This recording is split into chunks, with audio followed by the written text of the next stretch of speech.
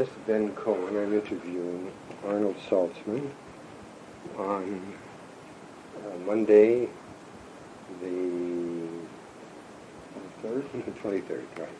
The 23rd of January, 1995.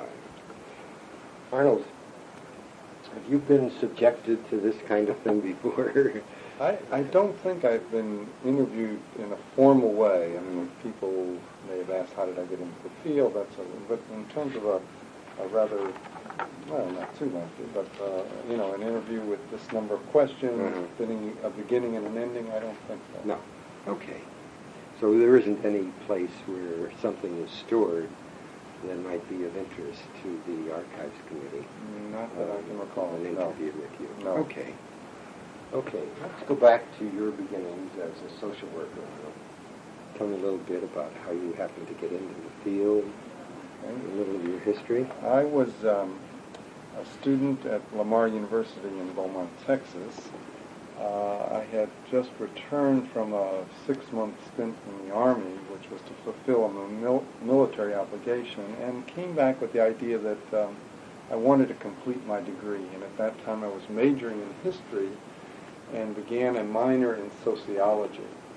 And as I was approaching the end of that semester, which was in effect the last semester before getting my degree, I was really struggling with what did I want to do with the rest of my life. And the sociology professor suggested I attend what was called in Texas a roundup weekend, where in Houston...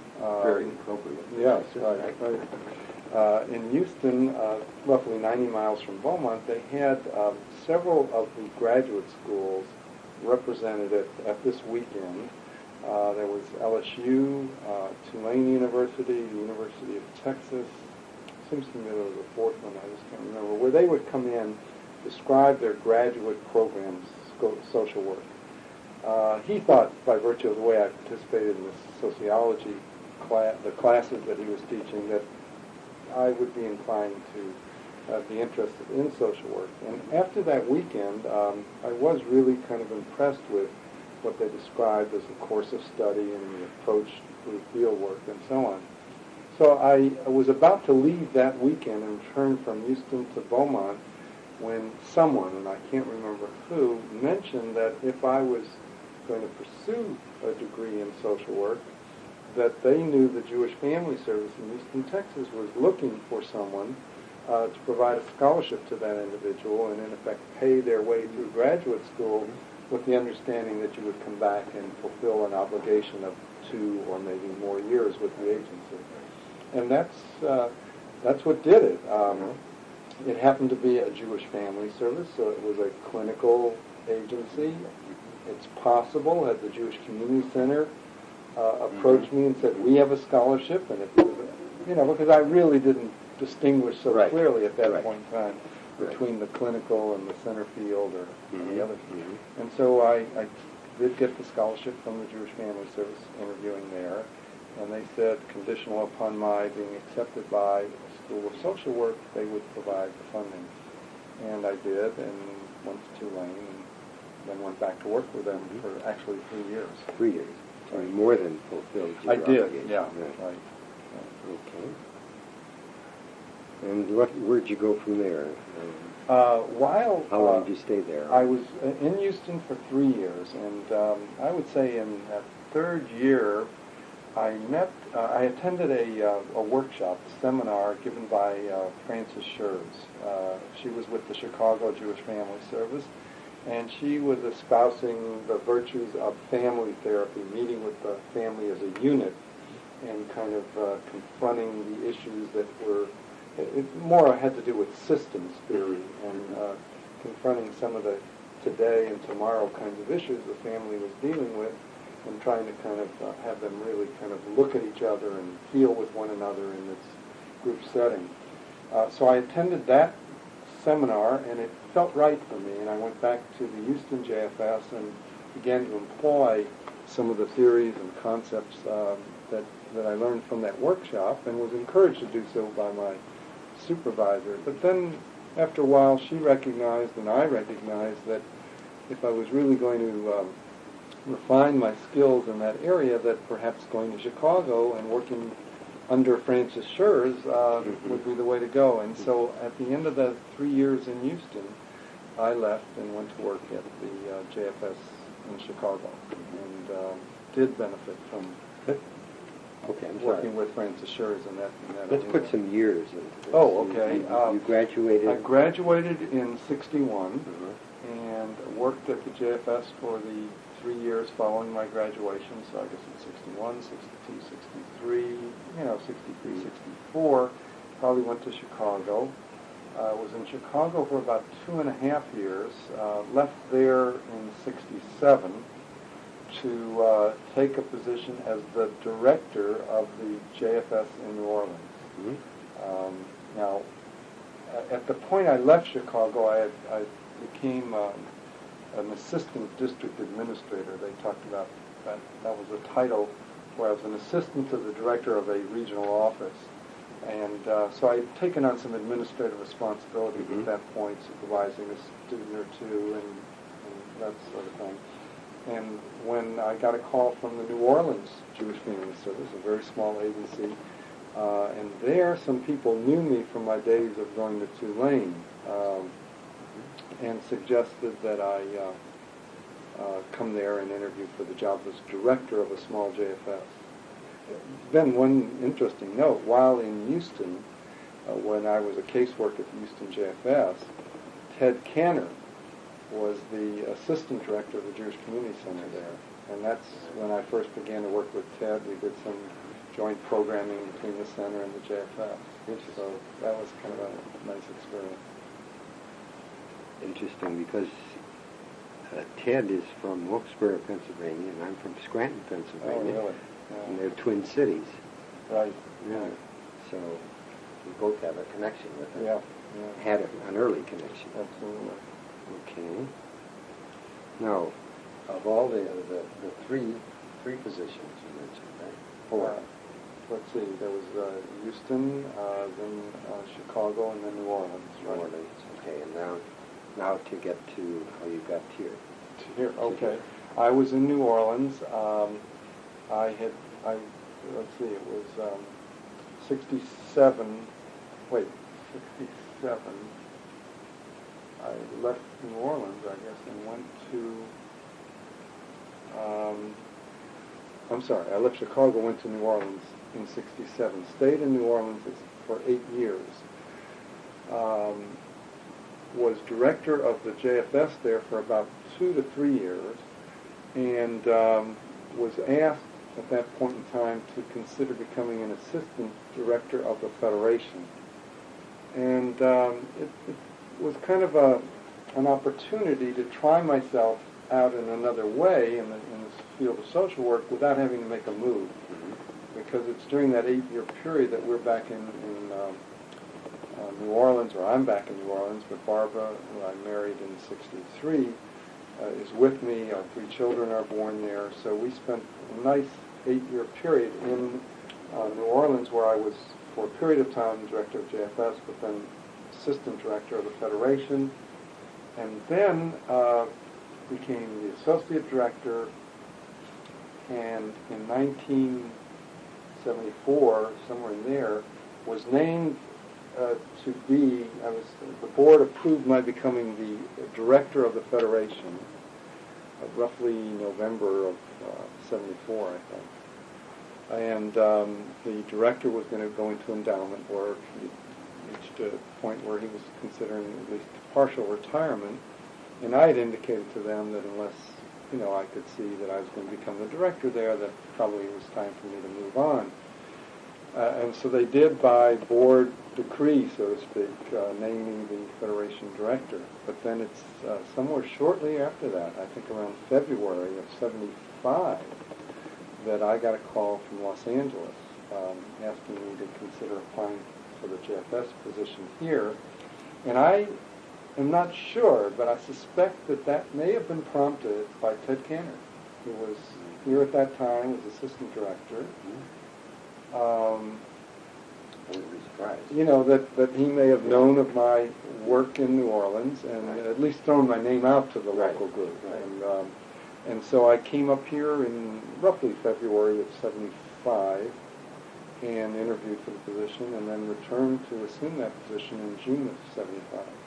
And at that point, it was a question of, okay, I could stay in New Orleans and become the director of the Federation, again at sort of an intermediate-sized city, or return to, if you will, a first love, the family service field, like the director of a large agency in a large community. And we wrestled with it for a little bit, but decided to make the move. How did that turn out? Wonderful experience. For 16 years I remained as the director of JFS here, watching an agency grow from, I'm going to say, somewhere around $1 million budget to one when I left was between 13 and 14 million. A very exciting period of time because the agency grew as a result of the Soviet Jews coming in. It grew because of government programs related to, in the main, the senior, the elderly person, and so we got into a whole wide range of services for the elderly, and did whatever we could to sustain what was referred to as the core of the agency, that is family service, the family counseling. That was the toughest part of the agency to maintain in terms of funding. So it was an exciting period of growth, and very rewarding and very satisfying. And that, lasted until, 1991, when a former board president of mine, Ben Dworak-Peck, suggested, I believe, to the search committee there that I'd be considered as a candidate for his position as general manager of Mount Sinai Memorial Park. Which you did. I did, and I think of it as still as being Jewish Communal service work. Interesting. That's very interesting. It's one end of the spectrum where you're dealing with people, Jewish, who are experiencing a loss and struggling to cope with that. And although I'm an administrator, I am the administrator of an agency or an organization that's dealing with the Jewish community, dealing with them, with families who are very vulnerable. And because of that work, today's meeting as the president of Jewish Communal Service, it all fits together. And so I just feel it's been sort of a continuation of Jewish Communal Service work, but obviously in a different setting. Right. And it's been interesting to me to see the way in which the Mount Sinai Memorial has used the fact that they have hired someone who comes out of the Jewish family service to impress people with the kind of treatment that they would be getting. The caring concern for family. And that was purely an advertising strategy and decision, in that we hired a new advertising firm roughly a year after I got to Mount Sinai. They had a very large advertising firm for many, many years at Mount Sinai. And somehow we felt things had gotten a bit stagnant and stale, and decided to hire a new firm headed by somebody who did an internship here at Federation, but I didn't know him at that time, Dan Katz. And they did their research. Literally went out into the community and came back to us and said, we think that what might set Mount Sinai apart is expressing a real care and concern for the family. And in that regard, we've identified that Arnold Saltzman had for many years served as the director of the JFS, and we suggest he serve as the spokesperson for Mount Sinai. And the board liked the idea, and we decided we'd try it. And it's really created a very positive response.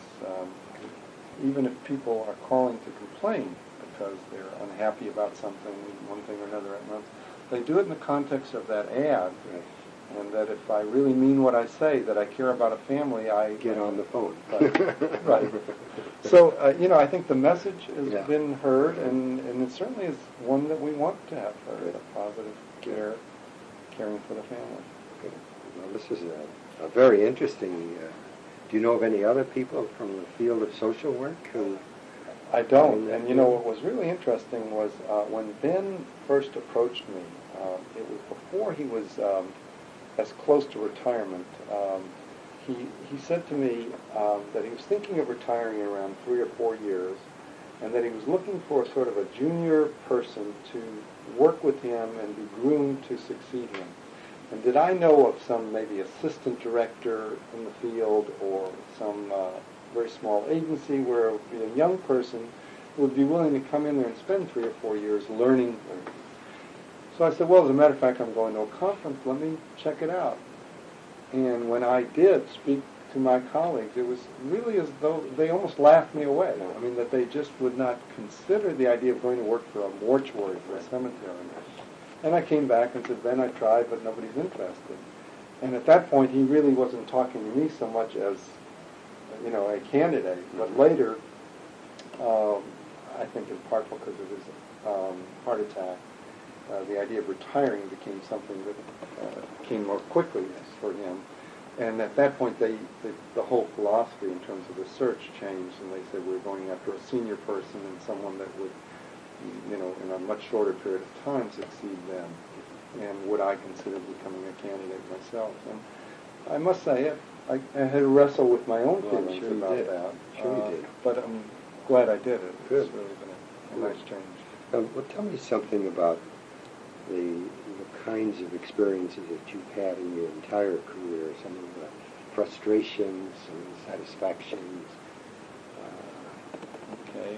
Well, you know, certainly at first I started as a clinician, and what was exciting in those days was attending a seminar and learning a new approach, and then coming back and trying it and seeing a family kind of rise above their conflicts and seeing to function better, or working with children and seeing them perform better in school. And so there was a great deal of excitement in working with families. And I must say that still has a very positive feel to me. And one day when I think about, if you will, retiring or semi-retiring, the idea of going back to clinical work is something that still has a lot of appeal. But then, you know, there were certain realities one faced in terms of the salaries. And when the opportunity to become a part-time administrator and a part-time clinician, which was the case in Chicago, was presented, I took advantage of that. And began to find that doing supervision, managing a couple of workers in an agency, also felt good, and I derived some reward from that. So when the idea of going to JFS in New Orleans to become the director came up, it was, you know, at that point in time I was already beginning to see that perhaps administration was a way to go in order to accommodate to the professional interests I had, but as well some of the financial realities one had to face. But there again in New Orleans, it was a small enough agency where I was, yes, director, working with a board of directors, but I also had some cases, and I also did some supervision, and then I was also teaching at Tulane, of course, in family treatment. So it was, in some ways, the best of all worlds to have these different opportunities there. And I don't know, I guess it's my personal, each one was kind of exciting and rewarding. So I enjoyed them all, and so that the leaving of the clinical field was not, I mean, you did so with some degree of mixed feelings, but you also took on something that was exciting. And then, of course, Federation was probably the biggest departure from what I went into the field for, that is working with families, clinical work, when you started getting into the fundraising. But I got into it in had to be around 69, I would guess. And if you will, it was the golden years for Federation. I mean, Israel, unfortunately, was going through some very serious problems and wars, and the fundraising was certainly difficult, but not as difficult because there was this kind of excitement generated by saving Israel and supporting Israel. And you had the Moshe Dayans and the Golda Meirs and the Avi Yvons on the scene. Heroes, I mean, just, you know, and so I was there involved with them and planning things with them, and as they would come to New Orleans for the various fundraising events. And the gentleman that was the director of the Federation there, unfortunately had a lot of medical problems. So I was oftentimes the director, the acting director, but really in the middle of all this. So it was very exciting. Well, I've always felt that that federations benefit from having people who have worked in agencies of the Federation. They have a better understanding of what the agencies are like, what their needs are like, more sympathetic to the plight of the workers. I agree, and I think the other thing, Ben, that's associated with that is that when I would see people, lay people, the volunteers, make their way through an agency or agencies into the Federation, I observed them to be much more sophisticated in their Federation volunteer activities than the person who, by virtue of just giving a big dollar amount, suddenly became a leader in Federation. They really, I don't think, had the sensitivity to what the community was needing and was all about. As you say, both staff and lay people, I think, going through the agency system was very important. How about moving from city to city? How was that? Unfortunately, it's so often a necessity.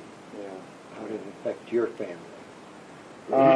It did, and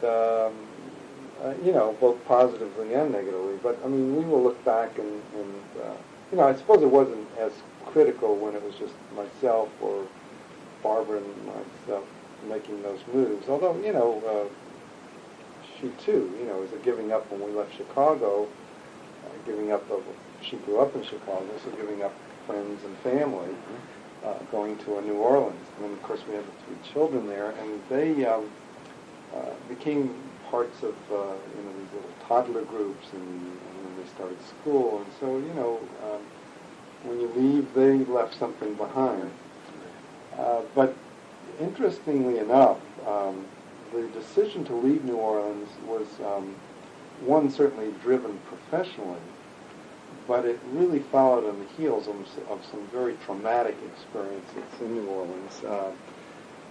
One, we had probably my closest friend in New Orleans, and the president of the congregation we belonged to, was unfortunately shot and killed. He was used as a hostage in a bank holdup. So that was it was Halloween Day, the year before we made our move. But it also followed on the heels of the fact that we happened to live in a duplex, and upstairs of us was the director of the Antidefamation Wing. And about 2 or maybe 3 years ago, before we made our move, he had been involved in a FBI, ADL kind of setup where they entrapped some of the Ku Klux Klan's people in Mississippi.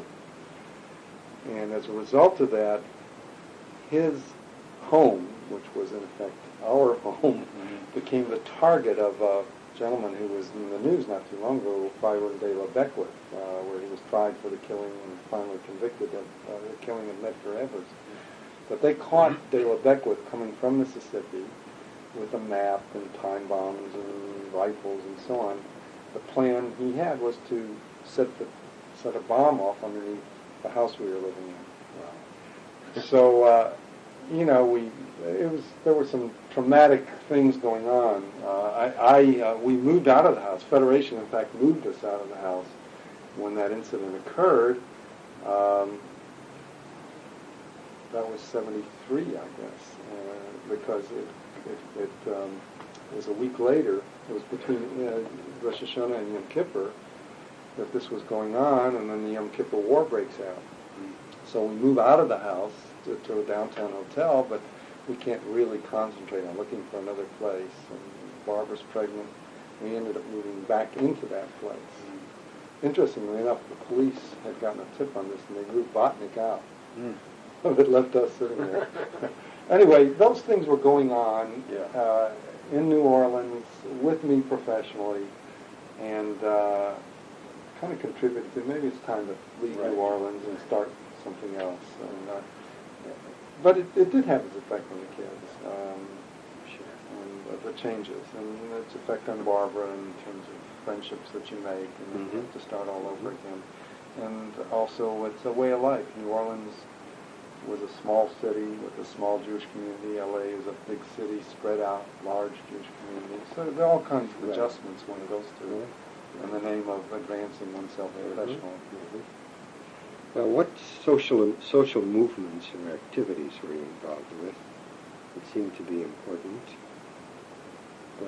but didn't lead to the goals you wanted to attain? But didn't? Didn't. Huh. Were you involved in any social movements at all? Well, I was thinking, if I go back to Chicago days, there's the civil rights movement, and certainly, I participate in some of the marches and that sort of thing. But, did it work out? I guess I think it did. And it took with some. There's still a lot of improvement. Long way to go, yeah. But certainly, I think there were advances. Things that didn't work out.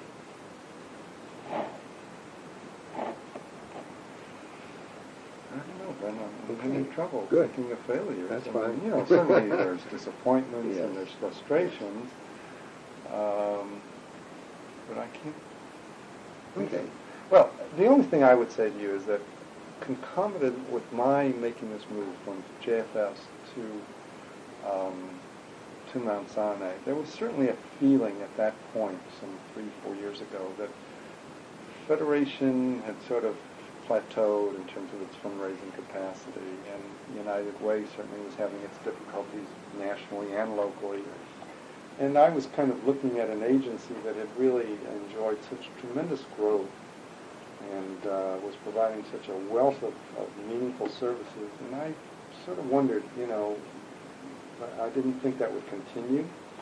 I thought there would probably be a lot of cutting that would need to take place. So it seemed like we'd kind of gotten through in a very exciting period, and maybe we were entering not as exciting a period. And although I must say the agency is doing very well, since I've left there, but I think the change is that since I'm away, the need to do more independent fundraising has intensified manyfold, and so that what I would have been doing as the director of that agency would have been very different from what I, let's say, had intended or wanted to do. That my role mostly fundraising. So so I think that's a disappointment. In that and it looks as if it's heading even further. Absolutely. And so it takes away from that which I wanted to do, which is why I went into the field, provide clinical services, programs and services, and you're becoming a fundraiser, which, as I grew up in the field, that was what Federation or United Way did. Right. I would say if you were still the director of Jewish Family Service, you might be considering the possibility of opening an orphanage. Right? Hot today. Okay. Now, what's your view about measures that a social work professional can undertake to affect programs or policies that would be more or less effective if pursued? Measures that you might have taken while you were in your positions? Well, or that you have taken? Well, most of the programs that were added to the agency over the years came as a result of one sort of trying to keep a pulse on what was going on in the community and being responsive and trying to generate volunteer support, which would translate into funding support, either through fundraising efforts locally or through the going after government grants.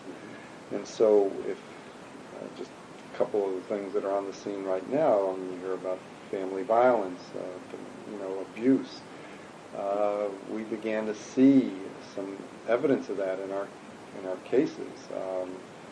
the AIDS issue. You began to hear that there were Jewish young people out there that were in trouble and in need. So that I think it was more of just being open to what was troubling the community, and then trying to develop a program with cults. Again, we began to see and hear that our young people, in particular a lot of young Jewish people on college campuses, were being lured into the cults. And we began to move in those directions. Now, it's almost as you look back, you say, well, gee, you did this and it all seems easy. But I can remember the days where people would say, well, AIDS, that's not for us in the Jewish community. There are no Jewish gays. That's right. Right. Just denial of a lot of the programs that are in place now. Certainly no alcoholics. That's right, exactly. I can remember going before the funding sources, and they're saying, you're playing games with this kind of thing. So I think it was really identifying those issues and then trying to mobilize the forces, if you will, to seek and gain support for those programs that now everybody just, I think, tends to take for granted.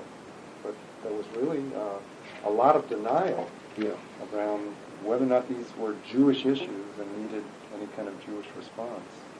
Have there been times when you have gone after some money that was available through governmental agencies where you regretted that you did?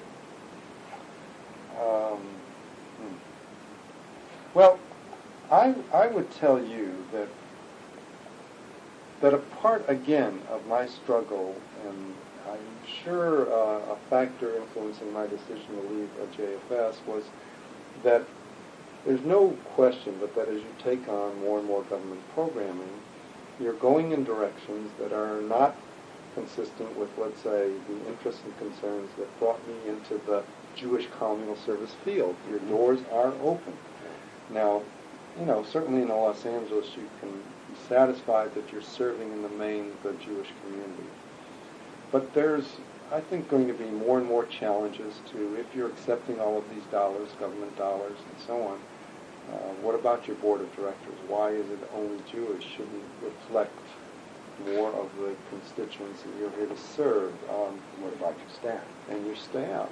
So that some of the things that were exciting to me as a Jewish professional, I think were going to be of some degree of conflict as an individual, personally, religiously, Jewish, So I think that as you see the agency going more and more in that direction, those conflicts are there, and the struggle is there, and where it's going to go, I'm not sure. But I think it's clearly going to be less concentrated on the Jewish community and more on the serving the community, the general community. So for me, that represented a real source of conflict and struggle. I hope the agency continues to struggle with it and never just forgets that why it's here. I know where they're going, and I'm not even questioning that they are going in that direction, but I think they ought to struggle with it every step of the way. I don't know whether I should enter into this as I'm going to. Okay. It made me think of something that I did some student work. I was assigned to Jewish Family Service during my second year at the USC School of Social Work. Right. And I did field work there and attended some board meetings. And I found that the board at that time had the feeling that Jewish Family Service was something that was started by the Jewish community, but that there ought not to be anything Jewish in its program. And when new ideas were introduced about things Jewish, a very large, well, I don't know whether it was a very large, but at least some of the board members were very resisting to the idea of making this a secular agency. This is an agency that is supposed to serve everybody, and an agency that if you're going to serve just the Jewish community, you ought not to introduce Jewish things about the social service that you're doing. So, well, that's interesting because, as I come on the scene, I find, one, that we're members of the Family Service Association of America, it was called at that time, the non-sectarian national organization, but have not joined the Association of Jewish Family and Children's Service Agency. And it's, I think, after my first year here that I go to the first meeting and we join, Bernie Nebenzel was the president then, that association. So I guess that bears out what you're saying. Then, however, over the years, as we would contemplate and move more and more toward those government grants, we would have board retreats and exercises where we'd say, if we could get dollars from the government to do this program, should we accept it? And I'm just taking percentages. If we have to serve 30% non-Jews and 70% Jews, and the board might say, yes, that's okay. And then the next year it might be 60-40, and then it was 50-50, and then it got to where, and I'm not sure what they're saying right now, so long as we serve a significant number of Jewish people in meaningful and helpful ways, let's not concern ourselves what the percentages are, let's go after the grants. And again, because of the way LA is set up, I think we still serve, the agency still serves in a great majority Jewish people. So it still works. But now, the staff is exclusively Jewish? No, I don't think so. I mean the professional staff. Again, Ben, I don't think so, but there would be not a lot of non-Jews on the staff. Yeah.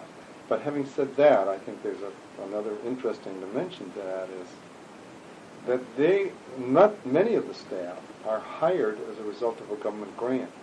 And in some respects, they see themselves working for the government and don't see themselves as Jewish communal service workers.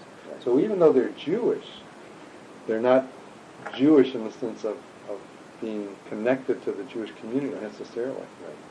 And that's, I think, a further dilution. Helping families to become Jewish. Right, That's not right. one of them. I mean, they're there to do a good job as a social worker working in a Jewish agency. And so that's a further dilution of what I might want to see happen, but the reality suggests something else. Right. Okay. We talked a little bit about changes that you observed between social practice when you entered the field and the way practices are today. Anything else on that subject? Well, one thing I see, this gets a little beyond the practice, so to speak, as it seems to me that there's more and more people reluctant to give to the Federation, to the concept of federated giving, whether it be United Way or Federation, that they want to give to a cause, they want to give to something they can get close to and touch and feel and maybe get involved in. And so I think that's affecting what's going on in the Jewish community, because I think, along with that goes then the independent fundraising. The agency becomes more independent, not tied to this entity called the Federation, which to me is more than just fundraising and planning, but creates a kind of a spiritual togetherness. And I'm afraid that's changing, and I don't like the way that feels as well. I guess it's perhaps a reflection of age, and that you see these changes, and some of them are inevitable, and life will go on, and contributions will be made. But from where I was when I started and where I am today, those changes don't feel as good to me as a Jewish communal service worker. The meeting we attended today, this Association of Jewish Communal Service Workers of North America, between the lines, it's falling apart. The numbers are down dramatically, and I think that says something, too, about the way in which the whole field is sort of going off. Federation goes off and has its conferences, and the Family Service has its conferences, and then when you try to get them all together to kind of look at what's going on in this field, everybody either doesn't have the budget or doesn't have the interest to go to another conference, and so there's been a collapse, I think, of this national body, which, again, doesn't feel good to me. Okay. Anything else that you want to put into the record, Arnold? Oh, I think I've had a chance to kind of espouse my Okay. interests and concerns. I'm sure as I walk away I'll think of something. Yeah, but right. I think these questions All triggered right. a good bit of it. All right, let me ask this final question. Do you have any personal papers, pamphlets, or items that can be made available to researchers and other scholars, and that you're willing to contribute to our Social Welfare Archives project? I have one paper. I mean, it was an article printed in one of the journals, one of the Jewish journals, and then papers that I've given over the years, probably more related to board staff relations, that I can kind of try to identify and make copies of and get to them. Now, they go to the Arlene Johnson Social Work Library at USC. That's in there, yes. And we'd be very happy to get some papers from you on it. Okay. Copies of those. That would be very useful for us to have. Also, I didn't ask you for a bio. Oh. We should have a bio and a picture of yourself. So if you can get that to me, I'd appreciate that. It will go with the transcription of this. Where is this kept within the USC archival? Yes. Mm-hmm. And it's stored at the Social Work Library. That's the Arlene Johnson Library at USC. Okay, so bio papers and pictures, send them to you then? Or? You can, yes. And I'll see that they get to me. Yes.